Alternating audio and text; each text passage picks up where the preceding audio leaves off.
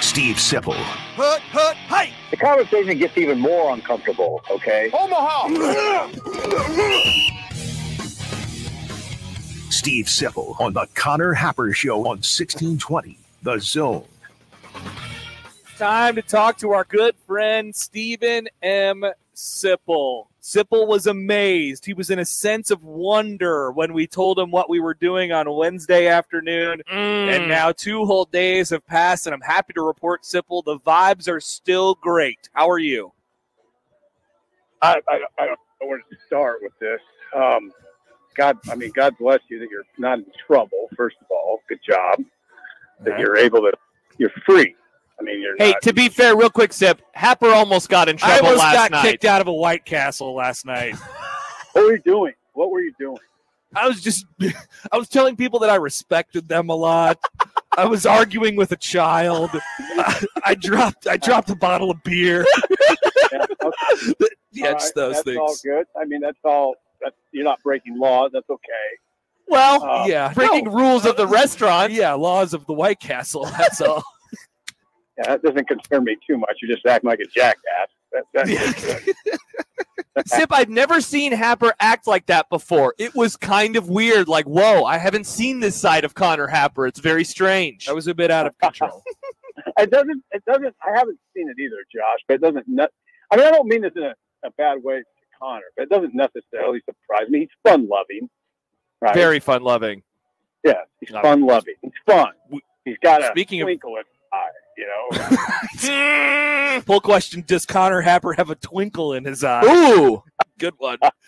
Vote in that one, Sipple. Make sure you do. By the way, we just got a visit from the Tito's girls. Yes. They have given us things, including a delicious shot of, it was very refreshing. I didn't see the bandanas. Bandanas and a I do like the pair of koozies. Sunglasses. The koozies are good, high-quality koozies, Sip. They're going to keep the drinks cold. Sipple, do you need anything Tito's branded? We could bring it home for you. No, I can, whatever I need, I'll get on my own. You guys I don't want to have to carry excess stuff. You're fine.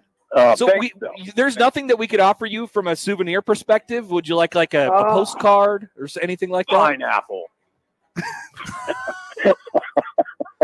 That was a drop, by the way. You didn't say pineapple. If you want to get a postcard, that would be kind of cool. I'd put it on my refrigerator. Write something on there. Okay, we'll get you a Vegas postcard. Or what about a Viva Las Vegas magnet? That would be good. Shout out to your producers, by the way, because you guys sound like you don't sound like you. My thought was, they're going to sound horrible. I'm not going to be able to hear them, but you sound great. Good job, Nick. Shout out to Nick Grimm and Josh Odson doing the Lord's work. Nick, by the way, Sipple. Oh, yeah? No, go ahead. Say those guys can't. I was just going to read a quote from you earlier because Aaron enjoys it. That doesn't concern me too much. He is just being a jackass. What a great quote.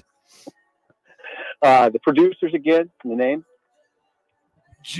Josh and Nick? Josh Odson and Nick Grimm, the producers of the Connor Happer Show and Unsportsmanlike Conduct. Sipple never remembers who I am.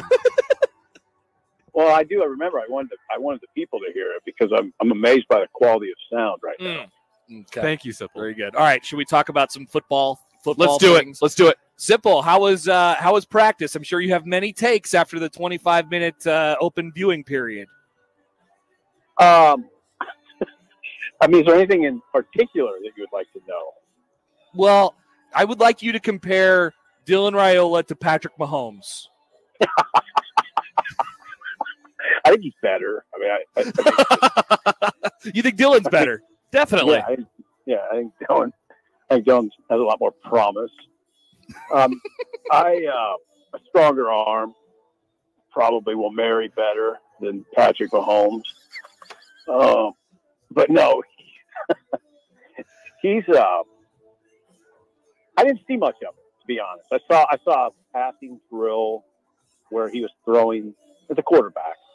All of the quarterbacks were throwing to tight ends, and it looked like fullbacks were mixed in there too. And you're throwing on air, so I mean, of course, it looks good. I mean, honestly, Dylan looked fine.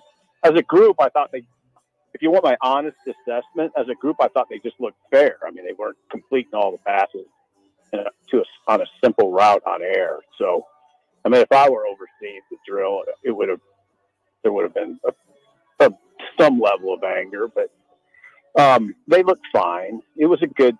You can't see much in 20 minutes, to be honest. I wanted to see if Mazuka was there, and he was there.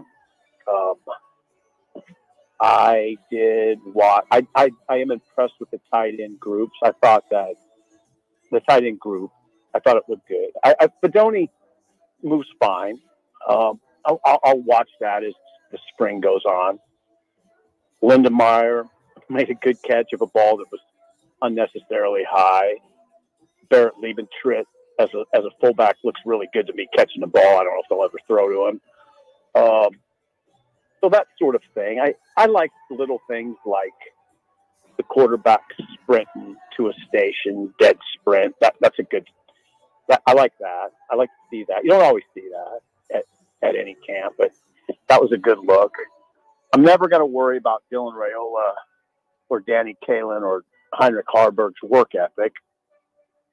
Those guys, I'm not worried about them coming in big-headed or not willing to work, especially Dylan and Danny. I mean, I don't know. I just don't know Daniel Kalin as well as I know Dylan. But I know Dylan is very intense. And the last thing I'd say about him is I like his approach. He regards that place over there as like a gorgeous resort of football, and he intends to use every aspect of it. And I think that's a really wise approach. That's a lot of things. The stadium swim of facilities. An oasis. Hey, Sipple, Dylan Raiola and the weight gain from a positive perspective, are you surprised that he already looks this way? Like, I know that it has caught me off guard a little bit. I thought that this would be something that we'd be talking about maybe going into year 2, not going into spring ball year 1. I hadn't even thought of it, Josh. I mean, I saw him in Hawaii, not that long ago, and I didn't. He's a striking presence. He's a big dude, But I saw it in Hawaii every day for 3 or 4 days, so it didn't. He's just a big dude. The thing that always intrigues me about him when I see him, every time I see him, I think, man. Now he was a great baseball catcher. He probably could have been a major. I don't mind saying this. It doesn't. I don't think it's out of line. If he can hit at all, he'd be a good major league catcher. And that's what he reminds me of when you see him. Big, strong major league catcher. But he just happens to be a good football player. Steve Sipple, HuskerOnline.com, is with us. Sipple, I want to ask you something that we were sort of bouncing around a little bit earlier. And you mentioned Micah Mazuka, who had been, you said it. I wondered if he was going to be there, and he was there, considering the words that Rhule had to say about him a couple months ago and his, sort of tough transition, I think, into the program. It sounds like it's also been a little bit of a tougher transition for Stephon Thompson as well. My takeaway from those things, even though they're separate situations, my takeaway from that, Sipple, is like those are things that I actually kind of like to hear. Not necessarily for the player and for his promise going forward, but for the overall kind of health of the program and how, we've thrown our full weight behind, depending on transfers before. And it feels like this is going to be a team that doesn't necessarily have to do it, and that they have to raise their level of play to the people around them in order to assimilate better with the roster. Like, I like how that sounds. It might be a spin, on kind of on that type of thing, but I kind of like how that sounded, even though we might read into it at first as kind of a negative thing. Yeah, I think I think you're right. And I think we all got to be mindful that not all of these transfers are created equal. We always like to say, well, there are transfers that are coming into play. Well, some are more ready than others, and that's clearly the case with Stephon Thompson. And Rhule is, he can be surprisingly blunt, but I've stated the way I feel about that a few times, and that is, in this day and age, when these guys are making a lot of money, and you're talking about a 21 or 22-year-old, why can't you criticize them? that kind of opinion has evolved in my career, and I used to kind of be, no, you don't criticize players under really any circumstance until they started getting paid. Now it's a little different, and especially when they're older and they're getting paid. So the head coach, that probably applies to the head coach. He uses the media probably a little bit to get through to a guy like that, and maybe he uses the media to not only get through to Stephon Thompson, but to others a little bit. Like you that could be you. I'm talking about as well. So yeah, I like it too. I don't mind it at all. I think it makes a lot of sense. I think it helped Tommy Hill last year. Remember he talked a little bit about Tommy Hill that way. I've known some coaches that will actually tell a guy, if I get asked about it, it's not going to be pretty, okay? So maybe sometimes they have a heads up. Sometimes that's more of a practice thing where they tell the guy, "Now I'm gonna be lighting up today because I need you to help me set an example for these clowns." But anyway, So I think some of that's at play. I'd also, and I don't think all those transfers that they got, I don't know that all of them are ready. Clearly Thompson has a ways to go. I would say the same about Dowdell. Right now I wouldn't, I'm sort of backing off on that whole, he's going to take over the room type thing. I wouldn't go there right now. Hey, Sip, I've had a lot of conversations with whether it's writers or, I don't know, John and I have talked about it. And it does seem like questions to be answered in spring. Like the one thing we're all wondering about is quarterback. And then we feel, I think pretty solid, if not good, about most of the other spots on the roster. Is that overstating it to say that quarterback is the only thing to wonder about right now? Is that like overstating how good the receivers are, or overstating how good the running backs are, or the offensive line, or any parts of the defense? Because I do feel really good about this team, and I'm wondering, am I missing something by not wondering about some of those other spots in a different way? Yeah, I think it's dangerous a little bit to do this. I mean, right off the top, long snapper comes to mind. We haven't, Ortiz is gone. I think it would be Camden, Kentucky, and we never worry about that. They've been on a good run at long snapper, Nebraska. Just no problems. 2 years, no problems. Maybe longer than that. But yeah, I mean, if you just went to the more, I guess, conventional position groups, I'm not convinced that receivers totally fixed. I think those two transfers have a lot of. They obviously, one of them is very proven. Banks. Naor has one catch in the last 2 years, so that's a little bit of a question still. And the young guys they showed some things. Lloyd and Jaden Doss and the kid from Lincoln East, the big kid from Lincoln East. I like them, but there wasn't a lot of production.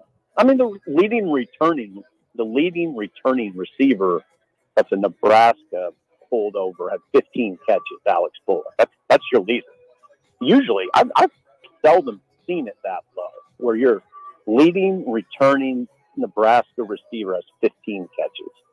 So I still think that spot's a bit on. I'm not totally sold on it, nor am I totally sold on running back.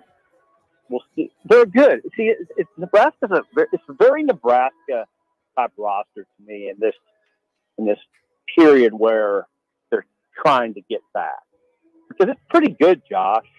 But I don't see a first team All Big Ten guy out there, unless it's a transfer like Banks. I don't or the see quarterback an All-American. I don't see an All-American anywhere. I mean, and that's I'm not going to go on this big rant like I tend to do about that part. But you're still not you're really not seeing that unless it's Ty Robinson or Nash. Maybe those guys could rise to that level, but we haven't seen them. We haven't played at that level yet. All right, Sipple. We'll let you go. We'll bring that postcard back for you. We'll go down to the store after this, and I'll be sure to get that to you soon. Well, if you don't do it, don't worry about it. It's just I really enjoyed talking to you guys. So when's the flight out? Tomorrow afternoon. Okay. Get back safe. Bye, Sipple. Thank you, Sip. Bye. Pineapple. Stephen M. Sipple. Pineapple. Can you play that again for me, Josh? Pineapple. Why did he laugh Pineapple. after? That is what that was his, Pineapple. that was his answer to the question of like, what did you like about Hawaii? Pineapple. It was the thing everybody wanted him to bring back, and he got a case of pineapple at the airport.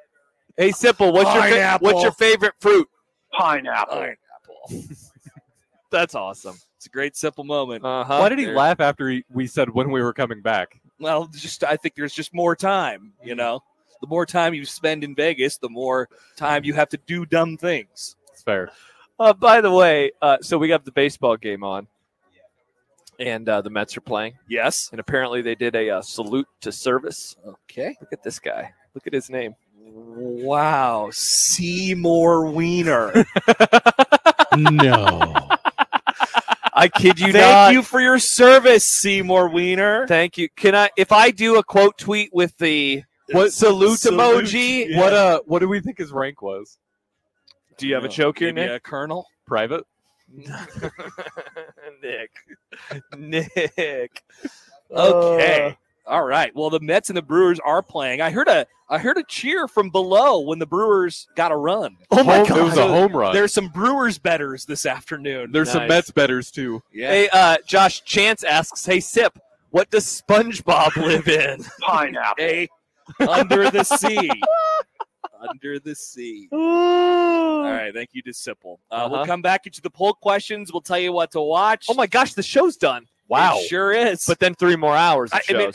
Are we right? Like it's 1:38. Yeah, right? no, it's 1:38. You are correct. This is the 11th My computer segment. tells me. Very Look good. at this. We'll do that up next on 1620 The Zone. But first, grand slams, no hitters, double plays. They are indeed back. Baseball is live, and there's no better place to get in on the MLB action than FanDuel, America's #1 sportsbook. Right now, new customers can start the Major League Baseball season with $200 in bonus bets if your first $5 bet wins. That's $200 bucks you can spend on money lines, totals, strikeouts, home runs, nerfies, guys to not hit home runs, walk-off home runs, first home runs. There's so many things that you can do that are options for you on the FanDuel Sportsbook. Or you could combine your bets in a same-game parlay for a chance at an even bigger payout. All there for you on the FanDuel Sportsbook on an app that's safe, secure, and is always user-friendly, easy to use. Head to FanDuel.com and use the /Happer. FanDuel.com/Happer. And join today. Make every moment more with FanDuel, an official sports betting partner of Major League Baseball. 21 and over, present in Iowa. First online real money wager only. $10 first deposit required. Bonus issued is non-withdrawable bonus bets that expire 7 days after receipt. See terms at sportsbook.fanduel.com. Gambling problem? Call 1-800-BETS-OFF.